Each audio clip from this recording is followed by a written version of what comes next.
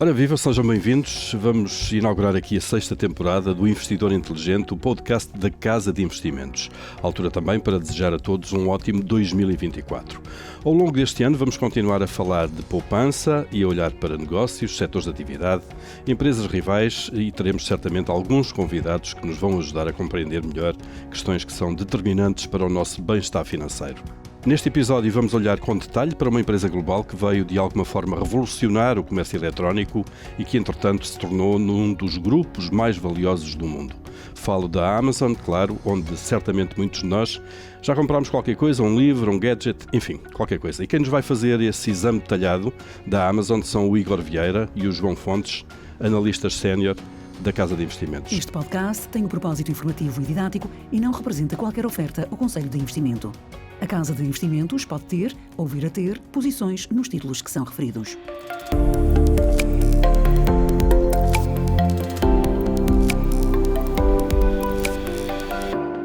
Igor, João, bem-vindos. Vamos então dar o pontapé de saída para este episódio. Vamos então começar por olhar, antes de mais, João, para a história da Amazon. Exatamente. Em 1964 nasce Jeffrey Preston Jorgensen em Albuquerque, no estado de Novo México. Os avós de Jeff trabalhavam na altura numa empresa chamada Sandia National Laboratories, que esteve intimamente envolvida no desenvolvimento de programas nucleares nos Estados Unidos. O avô materno, Pop Guy's, teve um papel fundamental na vida de Jeff, tendo mesmo sido responsável pelo laboratório. Foi até um dos membros fundadores do DARPA, que antecedeu a criação da ARPANET, que foi o grande antecessor da internet. Os pais de Jeff acabam por se divorciar pouco tempo depois e passando a sua mãe, Jackie, a viver com os avós de Jeff. Jackie volta-se a casar com o tal de Miguel Bezos, cubano de descendência, e Jeff assume o seu apelido uns anos mais tarde. Após o ensino secundário, Jeff entra na Universidade de Princeton para estudar Ciências de Computação e termina o curso em 1986. E aí chega ao mercado de trabalho. Exatamente. O primeiro emprego é numa empresa chamada Fitel, que estava a desenvolver tecnologia de comunicação para aplicações de transações em mercados financeiros, high-speed trading. Ele esteve nessa empresa durante 2 anos e acabou por transitar para um banco de investimento, o Bankers Trust, que mais tarde foi depois comprado pelo Deutsche Bank. 2 anos mais tarde, o Bezos é convidado a trabalhar num hedge fund, o D.E. Shaw, e teve um sucesso imediato e acabou por subir muito rapidamente dentro da empresa e acabou por estar envolvido na criação de vários negócios de internet, nomeadamente a Juno, que era um fornecedor de e-mails e de domínios online. Numa conversa com o fundador da D.E. Shaw, o David Shaw, o Jeff e o David tiveram de facto a ideia de criar um negócio que seria a chamada loja de tudo, Sim. ou The Everything Store. Sim, a ideia inicial era, na prática, criar um layer online entre os consumidores e os produtores de bens de consumo. Na prática era substituir todos os retalhistas tradicionais. No fundo, o que tinham inicialmente em mente era tornar todo o retalho obsoleto. A visão era que com a internet as fábricas seriam capazes de comunicar diretamente com os consumidores e o plano de negócio era criar apenas um layer tecnológico e taxar os produtores, na verdade. Portanto, toda a distribuição seria feita pelos vendedores. A Amazon era uma solução tecnológica apenas. Exato, eles no fundo eram um parceiro tecnológico. Sim, de todo o comércio. obviamente do produtor. O que veio a ser a Amazon é completamente diferente hoje, Claro, sabemos bem que mas esta foi a ideia inicial, na verdade. Portanto, uma decisão importante para executarem a visão foi começar com passos pequenos. Portanto, eles decidiram iniciar apenas com uma categoria de produto, desenvolver a marca, o website e só depois adicionar novas categorias. Como é sabido, escolheram os livros como a primeira categoria e eles explicam porquê terem escolhido os livros. E há 3 fatores que eles elencam. Em primeiro lugar, os livros são commodities perfeitas, portanto é indiferente onde eu compro o livro é sempre igual, seja na FNAC ou na Bertrand, ou na Amazon, neste caso. Em segundo lugar, a distribuição de livros era na altura muito concentrada. Nos Estados Unidos havia 2 grandes distribuidores a nível nacional, portanto era relativamente fácil ter acesso a todo o inventário nacional, desde que se fossem criadas relações com esses distribuidores. E em terceiro lugar, a diversidade do produto, que é enorme, portanto não é possível numa livraria ter todos os livros do mundo e a Amazon podia fazer isso porque a prateleira no online é infinita. É ilimitada, claro. Sim, e na verdade na altura já existiam outros negócios online de livros, mas o Bezos queria fazer, ou seja, queria aproveitar o facto de ter espaço infinito de prateleira e com isso disponibilizar a maior seleção possível de livros. E este acabou por ser mesmo o fator que veio a diferenciar a Amazon, porque de facto era a loja onde se podia encontrar tudo. Sair da D-Show não foi fácil, ele tinha acabado de casar, tinha uma posição já bastante relevante dentro da empresa e aliás... Sair do capital mesmo? Não, deixar a empresa para avançar com a criação da Amazon. Aliás, ele até era mesmo visto como um potencial herdeiro do CEO, ou seja, era apontado ao principal cargo da empresa e por isso naturalmente foi uma decisão difícil. A verdade é que ele explicou anos mais tarde numa entrevista que olhou para isto da seguinte forma, ou seja, ele pensou qual seria a decisão que menos arrependimento lhe causaria se um dia aos 80 anos olhasse para trás e comparasse as duas alternativas, ou seja, criar a Amazon ou ficar na D-Show. Acabou, obviamente, por sair, exatamente, com bastante sucesso. A escolha do nome também é outra peculiaridade interessante da Amazon, ou seja, eles começam o primeiro nome com Cadabra, de Abracadabra, sim. Mas o nome é confundido com a palavra cadáver em inglês, ou seja, era muito semelhante e eles acham que isto não é uma boa ideia, não é uma boa associação, por isso decidi então alterar. O segundo nome escolhido é Relentless, de persistente, que na verdade ainda hoje, se escrevemos relentless.com no motor de busca, nos reencaminha para a Amazon, por isso continua ativo, exatamente, continua com o domínio registado, ativo, e acabou por desistir e basicamente adotou um critério muito mais simples, que foi... os diretórios de internet listavam os sites por ordem alfabética, por isso ele disse, tenho que encontrar um nome começado por A para me destacar, para aparecer no início.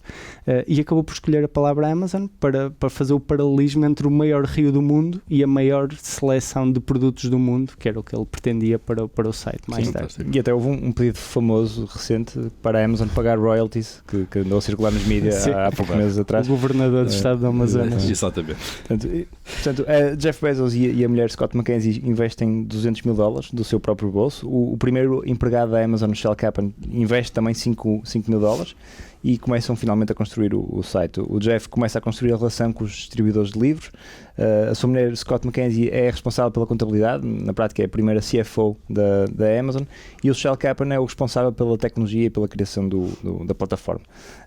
Em 95 lançam a versão beta da Amazon.com, portanto a primeira venda é feita no dia 3 de abril de 95, a um amigo do primeiro empregado, e em julho o website é lançado publicamente e é um sucesso imediato. 2 semanas depois eles são contactados pela Yahoo, que na altura também foi um sucesso tremendo, que tinha sido lançado mesmo. Era um motor de busca, era um index, era um diretório de websites na altura, nem era um motor de busca. Atenção que nesta altura não havia sequer Google. Não havia Google ainda, exatamente. Sim. Ainda estava há anos a Google. Exatamente, portanto eles são contactados pela Yahoo a perguntar se podiam incluir a Amazon no seu diretório. A recomendação do Shel Kaplan ao Jeff foi que nem pensar, porque não tinham capacidade para o fazer. Mas Jeff, no seu espírito de arriscar, decidiu aceitar e rapidamente estavam a faturar $20 mil por semana, isto é, a despachar 1.000 a 2.000 livros a partir da sua garagem, não é? Porque a Amazon, eles recebiam os livros, empacotavam e depois enviavam ao cliente final, portanto era um trabalho bastante exigente. Aliás, há uma foto famosa do Jeff Bezos umas portas a fazer de mesa, e com os cabos pendurados de rede de teto, quando começou a Amazon. Era o ambiente caótico que se vivia na Amazon. Pronto, e nos primeiros 6 meses, de facto, a Amazon faturou $500 mil, portanto foi um sucesso rápido. Entretanto, eles alugam o primeiro armazém, começam a enchê-lo com empregados temporários, porque obviamente numa fase inicial não tinham grandes recursos e por isso a solução foi esta. Vivíamos na altura a cena grunge em Seattle, e por isso uma decisão que acabou por se tornar famosa da empresa foi contactar uma empresa de recrutamento e pedir-lhes os funcionários mais exóticos que tivessem, ou seja, qualquer tipo de pessoa, e aliás na altura havia os chamados freaks, não é? Eles pediram, mandem-nos todos, nós ficamos todos com eles. Qual era o racional deles? A Amazon tinha um ambiente absolutamente caótico e na perspectiva deles essas seriam as pessoas com as melhores características para se adaptarem àquele ambiente. O ambiente, claro. Exatamente. Sentiam-se em casa ali todos. Sim, eles viviam uma fase que obviamente o grande objetivo era crescer e crescer muito rapidamente e aliás o lema da empresa até passa a ser impresso nas t-shirts que os funcionários usavam: torna-te grande rápido. Claro. E aqui, lá está, eles tiveram algumas dificuldades de recrutamento. Isto porquê? Porque a empresa não era vista como uma empresa tecnológica, era vista como uma retalhista, não é? Isso dificultava-lhes a contratação de talentos na área informática, que obviamente preferiam trabalhar numa Yahoo, numa eBay, que era muito mais atrativo naquela altura. Isto era quase um negócio de logística aqui, não é? Exatamente. Amazon, claro. Por outro lado, isso acabou também por funcionar positivamente para a Amazon, porque o facto de não existir infraestrutura tecnológica necessária para o tipo de site que eles queriam fazer, de estrutura que era necessária para implementar o negócio deles, obrigou-os a desenvolver tudo internamente, e isso mais tarde acabou por se tornar absolutamente único e acabou por ser uma enorme vantagem para a Amazon, porque era extremamente difícil de replicar e extremamente difícil competir com uma estrutura tão flexível que tinha sido criada com aquele propósito específico. Ou seja, eles fizeram este caminho, quem quisesse entrar tinha que fazer um caminho semelhante. Exatamente. Claro. É isso mesmo.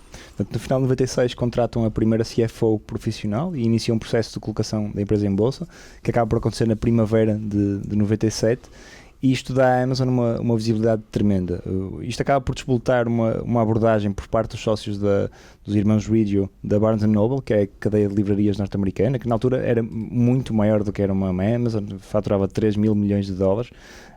E na prática ameaçam o Jeff que ou nos vendes a tua operação ou vamos te esmagar, vais desaparecer. Pronto, Jeff, obviamente. Já agora, nesta altura havia muita discussão, estávamos aqui em plena criação da bolha .com, e havia muito a dualidade do mundo tecnológico versus o físico do tijolo, do bricks. Exatamente, é verdade. E portanto Jeff obviamente ignora esta abordagem por parte do grande concorrente. Em 97 o IPO avança, a Amazon levanta 54 milhões de dólares, a empresa é valorizada em cerca de 400 milhões e a cotação cai logo no primeiro dia e na verdade continua a cair até às .com, até a bolha das .com. Portanto, a reação não é de todo positiva. Há uma empresa de research que até publica uma nota com o título Amazon.toast, que na prática validava o argumento dos irmãos Riggio, que dizia que o retalho físico ia rapidamente absorver a Amazon e a empreitada da Amazon. A Barnes & Noble, portanto, lança o seu próprio site, processa a Amazon porque esta alegava ter a maior seleção de livros do mundo, portanto, e a Barnes & Noble pegou nisso e obviamente isso depois não deu em nada. A reação da Amazon foi ignorar o ruído, que é um traço que até é característico da empresa ao longo da história dela, que foi capaz de ignorar o ruído e manter o foco no seu objetivo. Sim. No primeiro reporte trimestral, como uma empresa pública, a Amazon publica receitas... Pública cotada. Em Portugal nós Sim. temos outro conceito. Correto, peço desculpa. A Amazon publica receitas de 28 milhões e fechou o ano com quase 150 milhões, ou seja, um crescimento de cerca de 10 vezes as receitas do ano anterior. Nesta fase a empresa estava claramente num processo de transformação, começa a recrutar talentos de escolas de negócios ou até de concorrentes, como o Walmart. Obviamente aqui a Amazon era propriamente um concorrente ao Walmart, veio a tornar-se mais tarde, mas começa a conseguir atrair executivos de topo e de empresas de topo, ou seja, uma estratégia de captação já radicalmente diferente da estratégia inicial em que contratavam basicamente qualquer tipo de pessoa o mais barato possível, na realidade. O DNA da Walmart acaba por ser transmitido para a Amazon nesta fase. Eles começam a adotar algumas das estratégias da Walmart, nomeadamente a utilização de centros de distribuição cada vez maiores e cada vez mais sofisticados, e essa decisão depois mostrou-se decisiva alguns anos mais tarde e foi a grande vantagem competitiva da Amazon, por exemplo, contra uma Barnes & Noble, o eBay ou até mesmo o Walmart na parte de comércio. Ou seja, o facto de terem começado muito cedo e de criarem toda esta estrutura permitiu-lhes depois, numa fase mais adiantada, precisamente quando de facto depois se começa a dar a explosão do e-commerce, eles tinham a estrutura toda preparada e ninguém conseguia competir com eles. Claro, partiram à frente logo aí. Exatamente. Em 98, Bezos aborda o eBay para uma proposta de aquisição, oferece alegadamente 600 milhões de dólares para comprar o eBay.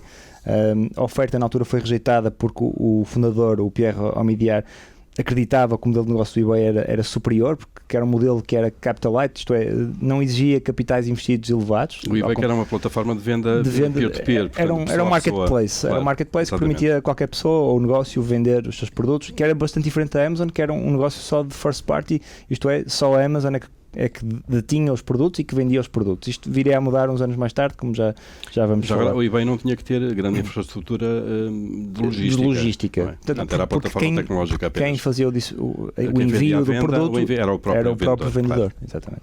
Portanto, este é o grande contraste com o modelo de negócio da Amazon e com a visão de Jeff Bezos. Portanto, Bezos pensa na estratégia em décadas, tentando posicionar a empresa para vencer no longo prazo, mesmo que isso implique de abdicar de rentabilidade no curto prazo, como é o caso com os investimentos em logística. Portanto, na visão de Jeff, para proporcionar o melhor serviço possível para os clientes, controlar a distribuição e a logística são uma peça fundamental da estratégia e foi isso que a Amazon construiu ao longo das últimas décadas. Portanto, ele tem até uma frase que reflete muito bem o seu mindset, a sua forma de pensar, que é: no longo prazo nunca existe um desalinhamento de interesses entre o cliente e o acionista. Portanto, eles são idênticos, não é? Portanto, Nesta fase, a Amazon entra então numa senda de aquisições que se viriam a mostrar mal sucedidas, como foi o caso da Pets.com, Accept, Junglee.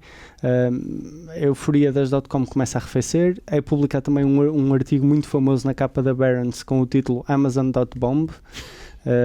Literalmente tiveram sempre boa imprensa, como sem dúvida. E aqui estávamos, enfim, no verão de 99, a cotação começa a cair, até ao verão de 2001 a cotação cai mais de 92%, ou seja, uma queda tremenda, um impacto tremendo. Isto aqui já é a bolha a arrebentar mesmo, não é? A Amazon e muitas outras. É nesta fase que o Conselho de Administração começa a ficar naturalmente preocupado, pede a Bezos para trazer um diretor operacional para o apoiar na gestão da empresa. Ele acabou por trazer efetivamente essa pessoa, mas a contratação foi um desastre, durou muito pouco tempo. Em 2001 fazem um layoff de praticamente 15% do staff. No entanto, a empresa continuava deficitária e a queimar dinheiro, e a sobrevivência não estava de todo garantida. Ou seja, isto foi uma fase crítica para a Amazon. O lema da empresa muda de cresce rápido para vamos para a nossa casa em ordem, literalmente. E isto é um processo que pode parecer simples, mas é extremamente complicado. Ou seja, é muito difícil para muitos CEOs fundadores conseguirem fazer a transição de uma fase de crescimento explosiva para depois uma fase de otimização das operações. E por isso, obviamente, é perfeitamente compreensível. Na altura existia muita desconfiança que o Bezos fosse a pessoa certa para executar essa transição. Que é aquela fase em que muitas vezes é preciso fazer diferente ou até destruir aquilo que foi feito antes, de alguma maneira. É quase como tentar, enfim, encaminhar um filho. Uma forma que encontraram de equilibrar a operação foi tentar monetizar a infraestrutura para outros negócios de retalho. Portanto, eles criaram parcerias com a Toys R Us, com a Target. No fundo era vender os serviços a essas empresas. Na prática, o negócio que criaram era o que viria a ser a Shopify uns anos mais tarde, mas sem o sucesso que a Shopify teve, entretanto. Numa reunião de emergência em 2000 com a equipa executiva sénior, portanto eles chamam a S-Team, que é a Senior Team, decidem repensar o modelo de negócio e criam o que viria a se chamar o Amazon Marketplace. Portanto, aqui sim, abrir a plataforma a vendedores externos que pudessem vender produtos na sua plataforma da Amazon. Portanto, isto era uma resposta às incursões do eBay, em parte, e foi uma alteração muito disruptiva e que, na verdade, o staff da Amazon, os responsáveis de produto, ficaram muito irritados porque estava a criar concorrência interna às vendas da Amazon. E, portanto, este ponto é importante porque é uma vantagem de ter um fundador a liderar a organização. Portanto, apenas uma pessoa com uma posição de capital muito relevante ou com um poder grande sobre o negócio é capaz de mudar a estratégia desta forma. Portanto, um CEO contratado, externo, teria naturalmente muitas dificuldades em fazer algo semelhante. Imagina, não podemos esquecer que, como o Igor disse, aquela tentativa de trazer um COO, na verdade era uma forma encapotada de tentar tirar o Bezos da organização. Tirar para o lado, pelo menos. Passado poucos meses ele faz esta mudança disruptiva. No quarto trimestre de 2001, cerca de 4 anos e meio após a entrada em bolsa da empresa, apresentam finalmente resultados líquidos positivos. Um ano antes o resultado trimestral tinha sido prejuízo de 545 milhões, ou seja, houve aqui de facto uma melhoria muito significativa. Trimestral 545 milhões, impressionante, prejuízos. Os anos seguintes depois são marcados por um crescimento tremendo, ou seja, em 2008 eles já faturavam mais de 19 bilhões, com resultados líquidos de cerca de 650 milhões. A capitalização bolsista também atinge, já no final de 2008, cerca de 22 bis, passando finalmente o eBay. Outro ponto importante foi o facto de Bezos, até pela ligação que ele teve à Google, ele foi um dos primeiros investidores na Google, compreender a importância da pesquisa para o seu modelo de negócio. Ou seja, nos primeiros anos, por estranho que isso possa parecer, era mais fácil procurar produtos Amazon no motor de busca Google do que dentro da própria plataforma da Amazon. E eles claramente perceberam que isto era um problema, corriam o risco de ser desintermediados. A indexação dentro do motor deles não devia ser grande coisa, claro. E percebendo que corriam o risco de ser desintermediados, procuraram resolver esse problema internamente e, além de resolverem o problema da pesquisa, ainda lhes permitiu desenvolver um negócio, que é o negócio da publicidade, que hoje em dia fatura mais de 40 mil milhões de dólares e que contribui muito significativamente para a margem operacional da empresa. Certo. Portanto, em 2007 lançam o seu primeiro equipamento hardware, o Kindle, é lançado por um preço de $10, é um sucesso brutal e isto abre o caminho à Amazon para tentar outros equipamentos hardware. Portanto, eles lançam o Fire Tablet, o Echo, as colunas Echo, a Fire TV, compram depois a Ring também, que são equipamentos de vigilância. Um outro marco importante na caminhada entre o IPO e 2008 é o lançamento do Amazon Prime. A ideia base era de criar um pacote de subscrição anual, na altura custava $79 por ano e garantiam entregas gratuitas para todos os seus membros, muito à semelhança do que a Costco fazia nos Estados Unidos no retalho físico. E com isto a Amazon conseguiu atingir 3 objetivos, pelo menos. Portanto, do lado de consumidores, melhorou a experiência de compra, portanto, ao passar um custo variável para um custo fixo. Isto aumenta a lealdade do consumidor junto da plataforma e cria uma maior visibilidade sobre receitas futuras para a Amazon. Do lado da Amazon, aumenta significativamente o valor da receita média por cliente, portanto, estima-se, isto são estimativas, mas estima-se que um membro Prime gaste 3 a 4 vezes mais do que um membro que não seja Amazon Prime. Claro, até para otimizar a subscrição, claro, que já está pago. Claro. E depois, ao criar um nível de receita mais persistente, a Amazon consegue pegar nesse cash flow e investir em estrutura e serviços para atrair mais membros. Portanto, o Prime Video, as entregas num dia e etc. Sim, a verdade é que a dimensão da operação de retalho da Amazon é de tal ordem que se torna difícil descrever com detalhe a história e a evolução deste negócio. Ou seja, muito rapidamente nós falamos sobre o negócio de search, publicidade, falamos sobre o Kindle, Echo, o Fire Tablet, entre outros dispositivos que eles foram lançando, o Amazon Prime, a infraestrutura logística. Só para dar uma ideia, hoje em dia a Amazon tem mais de 100 aviões próprios na sua... Para a distribuição dos produtos. Exatamente. 100 aviões próprios. Mais de 100 aviões próprios, sim. Que é absolutamente Sim, dá para perceber a escala, claro.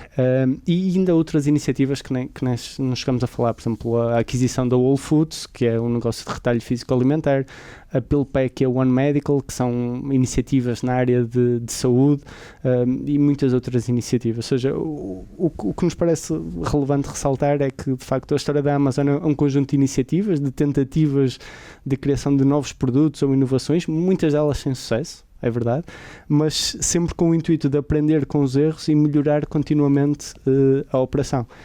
E todas estas iniciativas se enquadravam perfeitamente na visão que Bezos traçou para a empresa na década de 90 e que foi sempre sublinhando ano após ano nas suas cartas aos acionistas, que era efetivamente criar a loja de tudo, a tal Everything Store, onde o consumidor era claramente o foco da equipa de gestão. E não é comum existir uma empresa onde 2 ou 3 décadas depois podemos dizer que a visão traçada pelo seu fundador corresponde ao caminho que foi percorrido ao longo do tempo, e isto torna a Amazon muito especial, a nosso ver. Em 2012, numa conferência da AWS, o Bezos referiu que frequentemente lhe perguntavam o que iria mudar nos 10 anos seguintes, e essa é uma pergunta interessante. No entanto, achava estranho que nunca lhe perguntavam o que não iria mudar nos 10 anos seguintes, e na sua opinião essa era a pergunta mais importante que lhe deviam fazer, porque isso era algo que podia atuar em termos de estratégia de negócio. Portanto, e para ele, no negócio de retalho, era claro que nos próximos 10 anos não iam mudar pelo menos 3 coisas. Os clientes iam querer uma gama maior de produtos,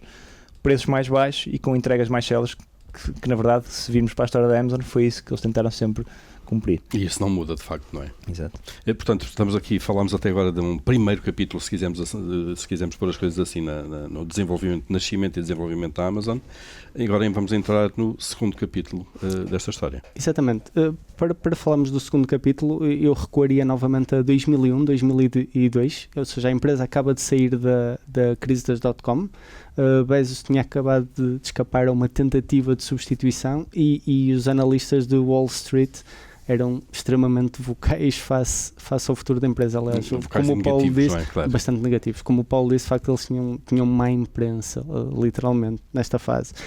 E a verdade é que a história da criação da AWS não é consensual e existem poucas fontes oficiais que confirmem ou desmintam de forma categórica as diferentes versões.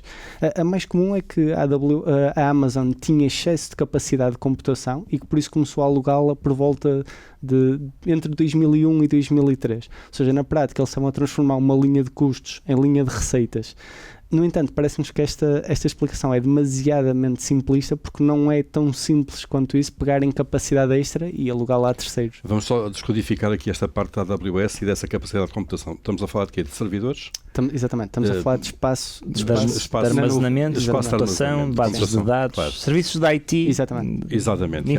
A AWS vem de facto, é criada para utilizar o tal... Exatamente, para criar a capacidade de computação livre, que a Amazon necessitava. Para o consumo interno começaram para operar o negócio de retalho. Exatamente. Só que aparentemente teriam visto que criaram excesso de capacidade para o seu negócio de retalho e que por isso podiam otimizar aquele excesso de capacidade com o aluguer a terceiros. Esta pode ser obviamente uma explicação conveniente para explicar como é que uma empresa de retalho se transforma numa empresa tecnológica, mas parece-nos errada e completa. Aliás, o próprio CTO da Amazon, o Chief Technology Officer, responsável pela parte tecnológica da empresa, disse isto num post no seu blog em 2011. Que não teria sido isto. Não teria sido exatamente esta história. O que parece ter acontecido é algo nesta linha. Portanto, em 2000, 2001, constatam, na altura que a empresa precisava de se reestruturar e criam o Amazon Marketplace, constatam que a organização se está a tornar lenta e burocrática e por isso decidem revolucionar a forma como as equipas trabalham. Portanto, Bezos decretou que todas as equipas passariam a comunicar exclusivamente através de protocolos de comunicação standardizados, o que viria a ser uma decisão-chave para a AWS. Portanto, qualquer serviço interno passaria a poder comunicar com agentes externos. E, portanto, eles poderiam passar a poder vender a terceiros os serviços tecnológicos desenvolvidos internamente. Okay? Portanto, na prática, a organização da IT passa a funcionar através dos tais microserviços, se quisermos, o que contrasta com a arquitetura anterior, que era um código base monolítico, portanto era uma empresa só. Portanto, ou seja, cada departamento passa a ser uma espécie de microempresa dentro da Amazon. Portanto, isto acaba por forçar a empresa a fazer uma segunda alteração, que viria a ser fundamental para a AWS. Portanto, ao passar a trabalhar nesta estrutura de microserviços ou de microempresas, o planeamento de capacidade de hardware que a empresa precisava deixa de ser possível fazer de uma forma centralizada. Portanto, cada equipa faz a definição de que é que precisa em termos de hardware, de capacidade de computação ou de armazenamento e faz o pedido a um serviço, a uma empresa dentro da Amazon que fazia isso. Portanto, a partir desse momento, ao fazerem para as microempresas dentro da Amazon, podem fazê-lo também externamente. Portanto, e parece ter sido isso que aconteceu. Portanto, eles lançam a AWS, liderada por Andy Jassy, que hoje é o CEO da Amazon, e portanto eles lançam uma série de produtos. Portanto, eles lançam os produtos de armazenamento em 2006, a computação no mesmo ano, em agosto, portanto um em março, outro em agosto, e depois em 2008 e 2009 lançam serviços de bases de dados e distribuição de conteúdo bastante relevante para uma Netflix, por exemplo. Sim, tal como o negócio de retalho, a evolução da AWS é feita numa base de tentativa em erro, com muitos produtos e serviços lançados, alguns retirados, outros melhorados e por aí em diante. Um ponto disruptivo da AWS acaba por ser o facto de simplificar o processo de subscrição dos serviços. Ou seja, qualquer developer, seja os engenheiros que trabalham no desenvolvimento de aplicações, apenas precisavam de um cartão de crédito para poder iniciar um processo. Isto era radicalmente diferente do que fazia uma Oracle, uma IBM ou mesmo a Microsoft, que maioritariamente trabalhavam com grandes contratos, muitos deles até maioritariamente acima de $1 milhão ou coisa do género, ou seja, limitava bastante o acesso. Com a AWS começam a aparecer muitas empresas, Uber, Airbnb, Dropbox, Instagram, que trabalhavam obviamente utilizando essa plataforma, a capacidade. Exatamente, ou seja, lá está, por essa facilidade de utilização, permitiu que algumas delas aparecessem. Aliás, diria até que é defensável afirmar que a AWS acaba por ser um dos grandes facilitadores e impulsionadores do boom de empresas tecnológicas dos últimos 20 anos. E isto porque a proposta de valor deles era evidente, ou seja, os clientes trocavam despesas de capital por despesas operacionais, que é logo à entrada, é logo uma vantagem enorme. É uma vantagem tremenda. Não é preciso ter grande capital à entrada. Exatamente. Claro. As despesas operacionais com a AWS eram mais baixas do que poderiam conseguir de forma independente, ou seja, não tinham necessidade de criar uma estrutura e já pensar no crescimento, etc, etc. Por isso iam dimensionando à medida que a empresa ia crescendo. Não é necessário, lá está, precisamente dimensionar as capacidades, e o cliente apenas pagava o que precisava, o que utilizava a cada momento. Tudo isto era fundamental, porquê? Porque dessa forma os engenheiros dessas pequenas empresas, estavam a começar, focavam-se efetivamente no seu produto no desenvolvimento e do não produto. tinham que se preocupar com a estrutura, ou seja, estavam focados no que efetivamente criava valor para aquela empresa. E não onde iam alojar ou Exatamente. que infraestrutura tecnológica precisavam, claro. Pronto, durante vários anos a AWS beneficiou de um mercado, na verdade, sem concorrência. Os incumbentes, a Oracle e a IBM, como o Igor falou, não estavam disponíveis para desromper os seus modelos de negócio. A Microsoft também gerava muito dinheiro com o seu serviço de Windows Server, portanto, instalação de servidores nos clientes, portanto, que era um negócio diferente e não estava disponível para se desromper. Veio a perceber do seu próprio erro e centraram os esforços no lançamento do Azure, que hoje é o grande concorrente da AWS, e só para termos uma ideia em termos de cota de mercado, a AWS tem cerca de 33% de cota de mercado, a Azure 20%, 22% e a Google 10%, e a Alibaba também tem cerca de 10% a nível global. Portanto, a AWS merece também, e isto é um ponto importante, que merece crédito também por ter sido capaz de construir uma estrutura de vendas para grandes empresas. Portanto, isto não estava no DNA da operação de retalho, nem da própria AWS no início, que era focada em startups, mas conseguiram dar esse salto, e hoje a AWS serve todos os clientes que estiverem interessados. E este é um problema que, aliás, a Google tem enfrentado nos últimos anos no seu negócio de cloud, de esta estrutura de vendas. Eu tenho criado e tenho conseguido criá-la, mas foi um problema e ainda estão a resolvê-lo.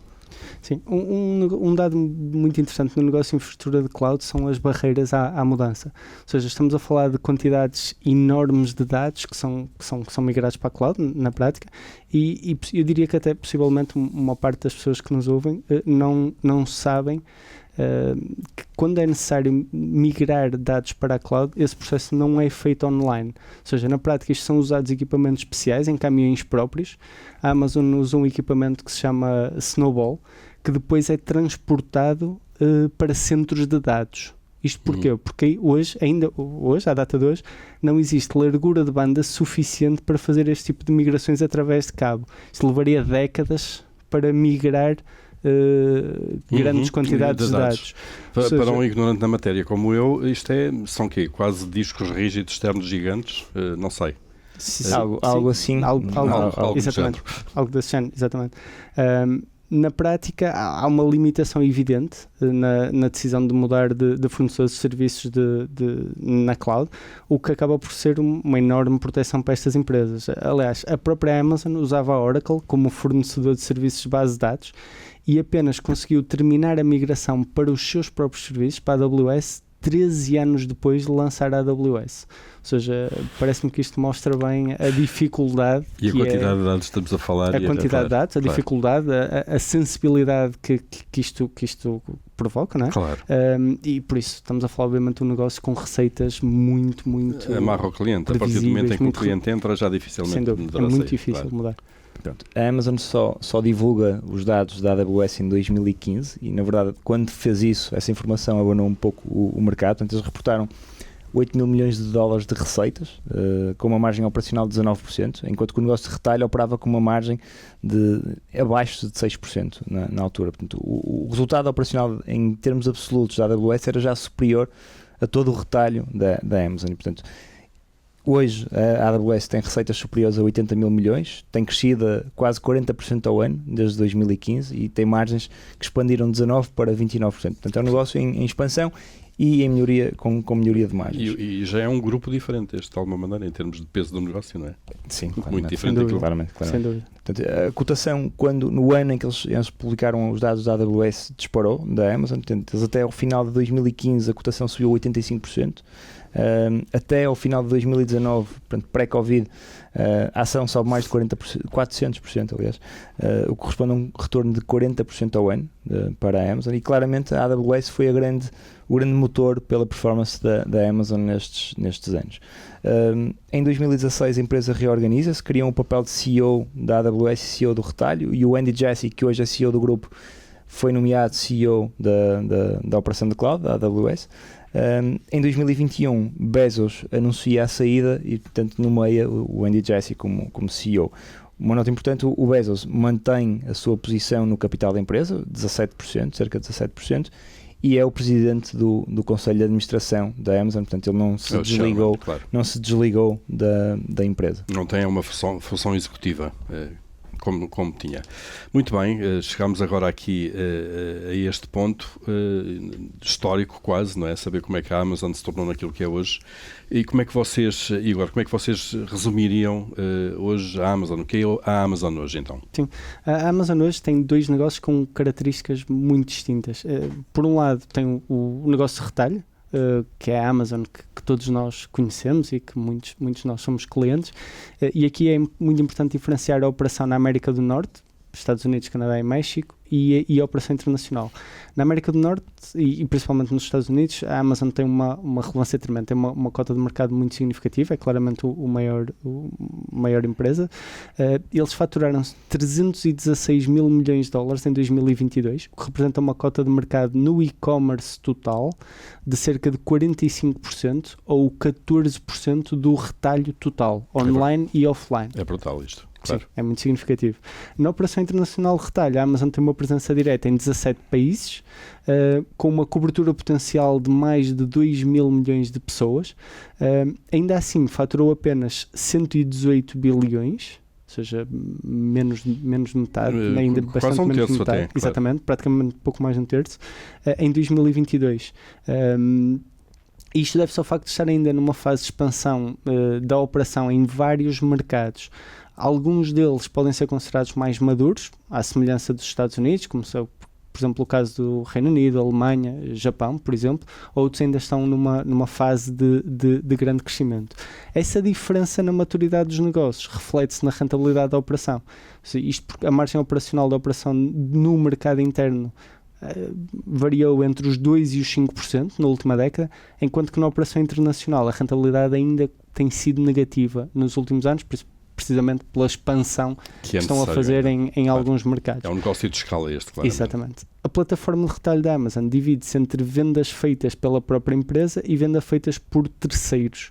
No final de 2022, a divisão entre estes dois vendedores andava à volta dos 40-60, ou seja, 40% marca própria, 60% vendas de terceiros. Sim, eu diria que há 3 pontos-chave para o modelo de negócio do retalho que eu acho que vale a pena voltar a falar. Em primeiro lugar, a questão da Amazon Prime, portanto, que hoje conta com mais de 200 milhões de subscritores e representa mais de 35 mil milhões de dólares de receitas. Portanto, este programa de subscrição tem a grande vantagem de aumentar, por um lado, a lealdade, o que em última análise leva a um gasto superior por cliente, portanto, como falei há pouco, 3 a 4 vezes superior para um cliente não Prime.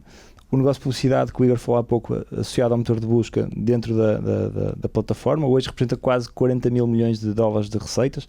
É o terceiro maior negócio de publicidade global, portanto, só ultrapassado pela Google e pelo Facebook. E há uma estatística interessante que é o facto, nos Estados Unidos, pelo menos, na Europa não sabemos, que não é estes dados, mas pelo menos mais de 50% dos consumidores online nos Estados Unidos iniciam a pesquisa de produtos diretamente na plataforma da Amazon. Não vão ao Google, vão ao site da Amazon e fazem a pesquisa de produto. Podem não comprar lá, mas é lá que fazem a pesquisa. E em terceiro lugar, a infraestrutura logística que a Amazon construiu ao longo dos últimos anos, que é impressionante. Só para termos uma ideia, em 2 anos, durante a pandemia, a Amazon investiu tanto em capacidade logística, portanto, centros de distribuição, aviões, como o Igor falou há pouco, carrinhas, etc., tanto como a FedEx e a UPS juntas no espaço de uma década. Que portanto, são as duas maiores transportadoras americanas de encomendas. Exatamente. Portanto, a Amazon é hoje o maior operador mundial de serviços de logística para terceiros. Isto a maior parte das pessoas não percebe isto ou não sabe isto, mas isto de facto é um dado impressionante da empresa. E, portanto, todos estes pontos ajudam a alimentar a roda de crescimento da Amazon de uma forma ou de outra. Portanto, a publicidade, o programa Amazon Prime permitem extrair mais receitas e rentabilidade, o que permite reinvestir esse dinheiro em, por exemplo, capacidade logística. Essa capacidade logística permite custos mais baixos, o que atrai mais consumidores e que, por sua vez, atrai mais vendedores. E, portanto, isto é aqui um círculo virtuoso de crescimento que a Amazon conseguiu criar e que é excepcional. Claro, e depois há o negócio da AWS, Exatamente. que é fundamental. Já Exatamente. A AWS faturou em 2022 80 mil milhões de dólares, com uma margem operacional de 29%, praticamente 30%, o que significa um resultado operacional de quase 23 bilhões.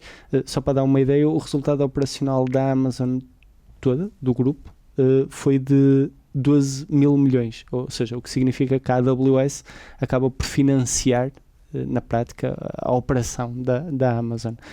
As receitas têm expandido a 39% ao ano, desde 2015, que foi o primeiro ano em que a empresa reportou as receitas deste segmento. O mercado de serviço de infraestrutura na cloud a nível global deverá andar à volta dos 250 mil milhões, andava em 2022, o que significa que a Amazon, como o João também já referiu antes, terá uma cota de mercado de cerca de 33%.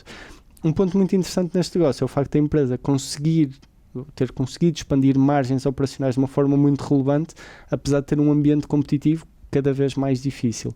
A margem operacional expandiu dos 19% em 2015 para quase 30% em 2022 e isto de facto reflete que é uma estrutura de mercado com vantagens competitivas evidentes do lado da AWS, também muito fruto das tais barreiras à saída dos clientes e das economias de escala que esta operação gera. Embora sejam negócios muito diferentes. Exatamente. Eu fazia só uma pequena observação, que é os negócios de retalho da Amazon e da cloud da AWS são obviamente diferentes, mas há um paralelismo estratégico que me parece que faz sentido realçar, que é, por um lado, a AWS pretende oferecer os blocos de construção para a economia digital, como se fosse o sistema operativo da internet quase e da infraestrutura digital da economia. A Amazon retalho, por seu turno, é cada vez mais o sistema operativo do comércio, se quiserem. Não só opera a plataforma onde as compras são efetuadas, são realizadas, mas também garante todo o serviço logístico para compras dentro da plataforma e mesmo para fora da plataforma, que a Amazon já faz isso hoje em dia. Portanto, eu diria que na prática podemos ver a Amazon como quase o sistema operativo do comércio. Isto pelo menos nos Estados Unidos, onde a presença é mais dominante. Na Europa isso não é tão verdade. Vamos agora olhar para os 3 pilares de análise da Casa de Investimentos. Vamos começar pelas vantagens competitivas. Quais é que identificam aqui no caso da Amazon? Eu começaria no negócio de retalho e eu destacaria os seguintes fatores. Em primeiro lugar, a escala, ou seja, de facto a dimensão da operação da Amazon, principalmente na América do Norte, permite-lhe obter poupanças de escala muito relevantes, ou seja, custos mais baixos que os concorrentes, que se refletem em preços mais baixos e o que acaba por atrair mais consumidores. A marca Amazon é hoje em dia uma das marcas mais confiadas pelos consumidores, ou seja, muitos consumidores estão disponíveis a pagar mais pelos produtos, mesmo que a concorrência tenha um preço mais baixo, pois o cliente sabe que tem bastante segurança de que vai efetivamente receber os produtos e que, se for necessário, terá um apoio ao cliente de bom nível, o que muitas vezes não acontece nas compras online.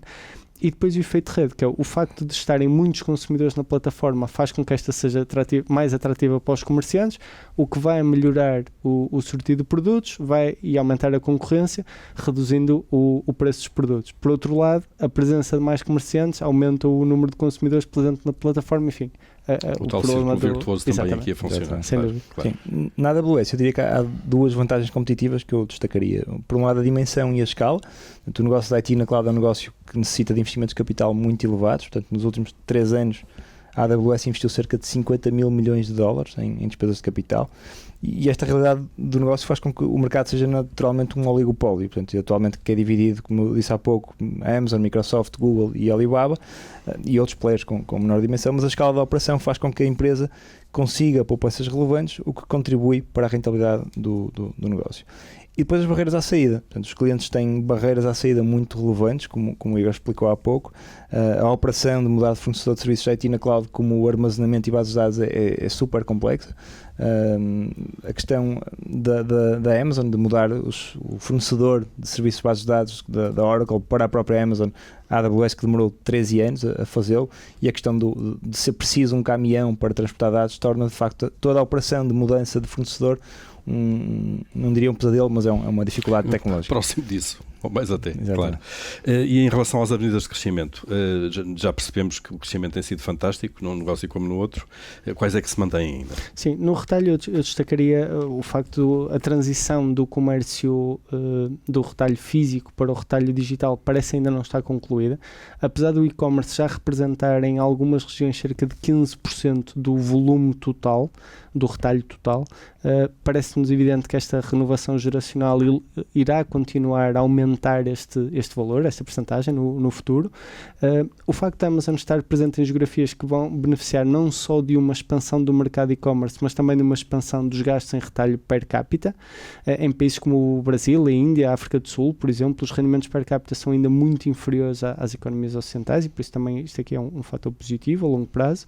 E depois outro fator relevante para o crescimento da Amazon é o facto de ter uma operação em fase de expansão em muitas geografias, o que lhe dá espaço para expandir a cota de mercado no mercado já por si em expansão. Sim, no caso da AWS os fatores são obviamente diferentes. A transição para a cloud ainda está no início, está a começar ainda.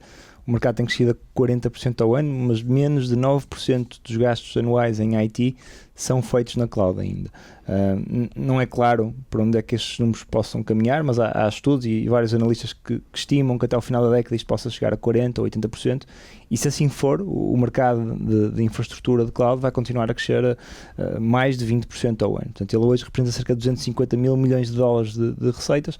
Pronto, isto pode ir para cerca de 800, 900 mil milhões até ao final da década, que é obviamente uma expansão muito significativa do bolo de receitas que a AWS pode capturar. E há mais só um ponto, que é a questão da inteligência artificial, que exige capacidades de computação massivas, e grande parte desta computação vai ser feita na cloud, e portanto isso torna a AWS um dos principais beneficiados desta tendência. Bom. Já tem a infraestrutura criada. Vamos olhar para a equipa de gestão, para a cultura da empresa. Vocês veem também aqui os traços de uma empresa excepcional? Sim, sem dúvida. Ou seja, a Amazon é o exemplo da construção de uma identidade e valores muito próprios. Ou seja, como nós já referimos várias vezes, não é possível falar em cultura na Amazon sem falar do papel decisivo que o Jeff Bezos teve ao longo da história da empresa. A Amazon é também uma história de disrupção e inovação contínua, ou seja, a empresa foi capaz de mudar o seu negócio assumindo riscos que uma empresa menos focada no longo prazo ou que um CEO menos arrojado porventura não teria capacidade de o fazer. E aliás, um exemplo claro foi precisamente a abertura da plataforma a vendedores externos, conforme o João explicou há pouco, criando concorrência ao seu próprio negócio. Outro exemplo que também nos parece relevante foi o lançamento do serviço de subscrição Amazon Prime, porque na prática a empresa nessa altura correu o risco de apenas os clientes que fizessem muitas encomendas subscrevessem o serviço, tornando-o altamente deficitário. Claro, aí estariam a deitar dinheiro fora. Sem dúvida, e poderíamos dar outros exemplos ao longo da história da Amazon, mas na verdade o ponto-chave que nos parece relevante destacar é que a empresa esteve sempre disponível para experimentar, lançar coisas novas e quando os projetos errar, exatamente, encerrar, quando os projetos não se mostravam bem sucedidos, encerrar e passar para o próximo, sem qualquer receio. Que é um traço típico deste ambiente e deste. Sim, eu gostava só de frisar a questão da aposta na AWS, que eu acho que é algo que ilustra também algumas características culturais da Amazon, nomeadamente a tal capacidade para inovar e assumir riscos. Mas mais do que isso, acho que ilustra a capacidade de alocar capital e de pensar no longo prazo e ignorar o ruído. Eles, quando lançaram a AWS, foram amplamente criticados, todo o mercado criticou-os, houve notas de research a condená-los, a dizer que era uma asneira, que iam estar a perder o foco no retalho. A verdade é que a ação caiu 50% no espaço de 7 meses e, uma vez mais, a Amazon ignorou esse tal ruído, e se calhar o facto do negócio ser liderado por Bezos, fundador e maior acionista, com certeza que ajuda a explicar a capacidade de ignorar este ruído, esta aparente destruição de valor no mercado. A verdade é que hoje, se a AWS transacionasse de uma forma isolada, era um dos negócios mais valiosos a cotar a nível global. Claro, também. Ficamos agora então com esta radiografia da Amazon. Tem referências bibliográficas sobre este negócio? Querem deixar duas ou três? Há várias que eu poderia elencar. Eu se calhar posso começar, se queres acrescentar alguma, mas o livro escrito por Jeff Bezos, o Invent and Wonder, que é uma coletânea das cartas anuais escritas por ele ao longo de 20 anos e tem alguns trechos escritos por eles que não aparecem nas cartas. As cartas aos acionistas. Exatamente, que é muito interessante. Há um livro também de dois ex-executivos, o Colin Breyer e Bill Carr, que é Working Backwards, que foram pessoas que estiveram desde a fundação ou durante um período muito longo na empresa e contam como é que foi criar nos bastidores, como é que foi criar a Amazon. Eu diria só muito rapidamente, o livro provavelmente mais conhecido e que teve maior impacto foi o The Everything Store. A verdade é que pouco tempo depois de ele ser publicado, tanto o Andy Jassy, o atual CEO, como a Scott McKenzie, ex-mulher do Jeff Bezos. Aliás, fizeram um divórcio milionário, não é? Exatamente. Publicaram notas, um review ao livro, em que criticaram bastante, porque diziam que tinha muitos factos incorretos, imprecisos, e por isso acaba por ser, acreditamos que estas referências que estamos a dar são histórias bastante mais aproximadas do que foi a realidade da Amazon face ao outro livro que acaba por ter bastante mais que é bastante mais reconhecido. E quem tiver curiosidade, por uma entrevista recente do Bezos, há um podcast com o Lex Fridman de dezembro do ano passado, que acho que é muito interessante, é de 1h30, mas que ele explica a criação da Amazon e fala também sobre a Blue Origin, a sua nova iniciativa da empresa do espaço. Exploração espacial. Exatamente. E há também um documentário da PBS, não? Sim, esse já tem alguns anos, é o Amazon Empire, que também é interessante, é de 2020. Vai às origens do também do vale a pena. Muito bem, aqui a Amazon virada de cima para baixo pelo Igor Vieira e pelo João Fontes em mais um episódio do Investidor Inteligente. Não se esqueçam que este podcast não tem nenhuma intenção de convite a investimento e a Casa de Investimentos pode estar ou não investida nos títulos e nas empresas que aqui são referidas. Nós voltaremos proximamente com mais um tema, mais um negócio e mais uma empresa. Até lá.